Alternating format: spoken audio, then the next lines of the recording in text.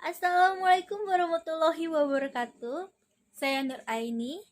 Kami dari kelompok 3 akan mempresentasikan hasil dari kunjungan industrial di pabrik tahu Ade. Pabrik tahu yang dikelola oleh Pak Ade ini sudah ada sejak 2015, yang awal mulanya di Maja Karawang.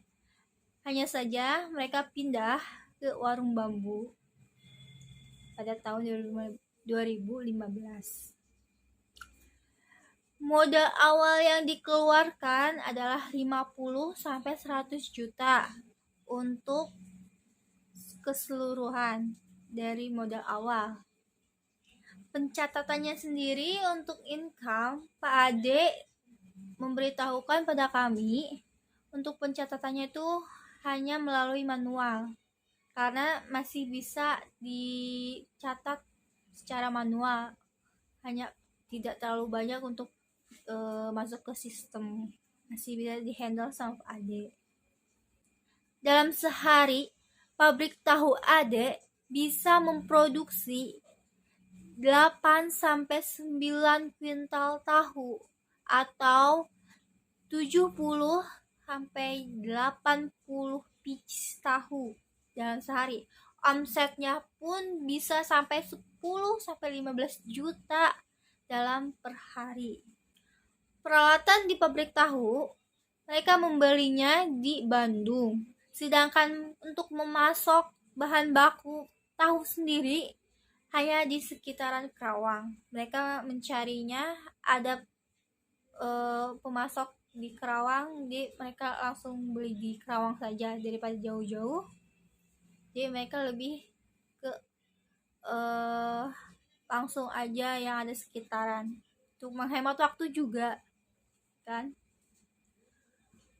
Untuk tujuan utama marketplace mereka adalah pasar-pasar yang ada di Karawang, seperti di Pasar Johar, Kosambi, terus Pasar Cikampek.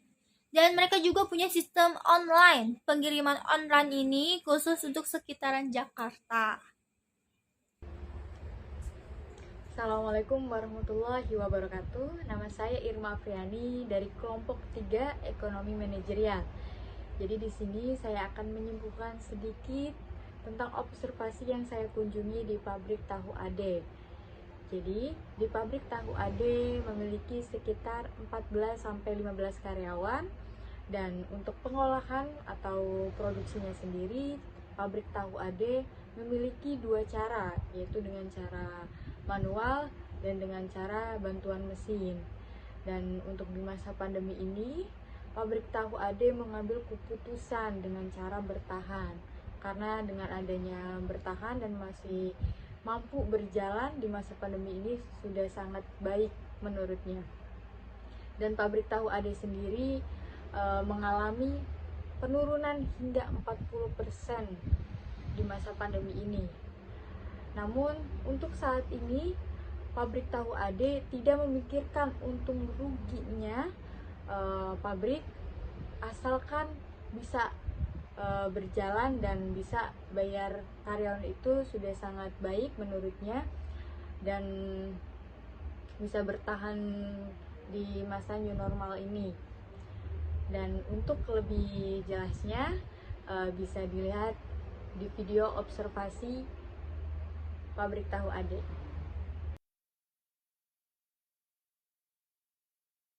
Perkenalkan dulu ya Pak ya, saya Irma Priani. Ada teman saya itu Nur Aini. Bapak sendiri siapa Pak? Ade. Pak Ade ya. Baik, langsung saja ya Pak. Boleh. Pak, untuk awal mula membentuk pabrik ya berarti? Ya, Pabrik tahu ini itu kapan awal mulanya?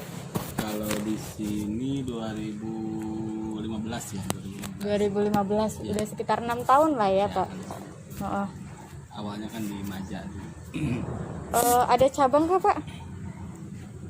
Enggak sih. Baru di sini ya? Baru di sini. Nah, untuk peralatan dan perlengkapan sendiri untuk pembuatan tahu ini Bapak dapatkan dari mana? Ada khusus peralatan tahu mah kebanyakan dari Bandung nih. Dari Bandung, jadi dikirim dari Bandung lah ya. Kalau untuk bahan baku sendiri Pak? Bahan baku ya ada di sekitaran di Karawang juga. Masih di arah Karawang ya? Kalau Bandung. Untuk peralatan mah dari Bandung ya. Nah, untuk pelanggan tahu produksi tempat tahu di sini itu dari mana Pak? Tujuan utama pasar paling ya, pasar, terus marketnya ke pasar, terus ke kita bekerja sama juga ke Jakarta ya, sama outlet tahu crispy kayak gitu. Iya. Mereka tahu dari mana Pak? Kalau yang pasar sini kan saya dari 2010 udah menjalani usaha ini ya. Kita udah masukin ke pasar-pasar, kebetulan ke Pasar Johar, ke Kosambi, Cikampek udah masuk gitu. Bapak yang menawarkan sendiri datang langsung? Ya, saya langsung sendiri ke pasar. Jadi diri sendiri langsung ke pasarnya ya? Terus kalau yang ke Jakarta mah lewat biasa online, jualan via online. Iya, berarti ada sistem online ya Iya. Pak? Nah, untuk karyawan sendiri di sini sudah ada berapa Pak? Karyawan 7, 8, 9, 10, 14 lah, 14-15an. Dalam 14 karyawan itu mereka dibagi masing-masing gitu ya Pak pekerjaannya? Ada apa saja Pak? Bagian produksi, terus bagian penggorengan, terus bagian packing pengepakan. Oh iya, jadi ada beberapa Ada bagian bagian ya? pengiriman juga gitu. Dibagi semuanya ya Pak? Dari 14 karyawan itu ya Pak? Oke. Nah, untuk pengerjaan pembuatan tahu itu dikerjakan secara manual atau ada pembuatan menggunakan mesin? Untuk penggilingan ya pakai mesin, pakai dinamo juga. Terus untuk penyetakan mah masih manual sih. Berarti semua juga manual kalau penyetakan. ada 2 cara ya Pak? Ya. Khusus ada yang dipekerjakan dengan mesin dan manual ya? Ya. Nah, untuk modal awal yang digunakan untuk industri tahu ini kisaran berapa ya Pak? Modal termasuk bangunan. Iya, termasuk. Termasuk bangunan ya, bangunan sih. Kalau kayak dari modal awal dulu dari apa sih namanya? Bahan baku. modal produksi aja. Kalau Boleh. modal produksi aja ya tergantung omset yang dibikin. Kalau yang awalnya dari awal Pengawalan ya, setengah, awalnya paling bangunan sama itu sih, sama peralatan. sama peralatan. Peralatan yang agak lumayan peralatannya. Kan ada tungku uap, ada gilingan, mesin gilingan, ada mesin penyaringan, sama cetakannya, sama wadah-wadah tak buat tahunya itu kan lumayan juga. Bisa. Modal awal ya kalau kecil-kecilan ya minimal 50 lah, 50 sampai 100 juta gitu. Sama bangunan tuh. Itu Bangunan sudah sangat sederhana sekali gitu bangunan tuh. itu bahan baku, peralatan dan tempat produksi lah ya Pak. Produksi. Itu sekitar 50 sampai 100 juta. Iya. Kan pasti dalam perusahaan ada income. Nah, income itu Bapak ditulis secara manual, dicatat itu pendapatannya apa dimasukkan ke sistem? Untuk sementara ini masih manual sih. Masih manual ya Pak? Karena emang omsetnya juga masih di bawah 1 ton mah ya masih bisa lah istilahnya. Jadi dicatat ya Pak? Ya, catat. Ada buku pembukuan lah ya. dari- Untuk menentukan harga itu bagaimana Pak?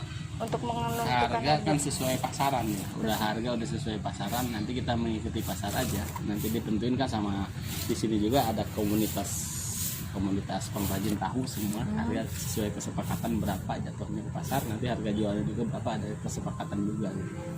Jadi sesuai Masing-masing daerah beda. Beda menyesuaikan kebijakan. daerah ya Pak. menyesuaikan.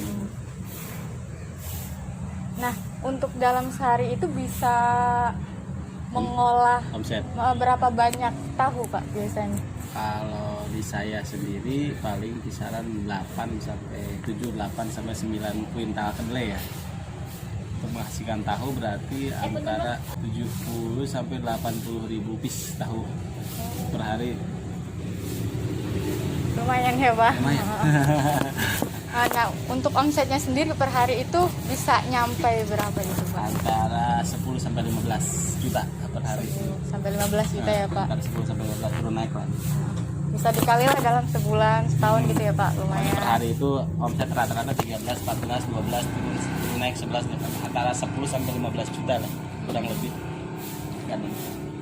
Nah, ini kan lagi di masa pandemi nih ya Pak. Keputusan apa yang Bapak lakukan di masa pandemi ini? Biasanya Bertahan. kan bertahan ya. Cuman bertahan aja sekarang, asal bisa berjalan udah bagus. Karena bahan baku udah melonjaknya dari tahun kemarin ya. Tahun kemarin melonjak itu udah hampir 100%, ditambah sekarang lagi minyak goreng hampir 100% naiknya. Jadi kita mah di bidang tahu mah ya untuk sekarang mah cuman bisa bertahan aja sebenarnya. Bertahan juga ya, udah Pak. bagus Oh. untuk sementara sekarang mah.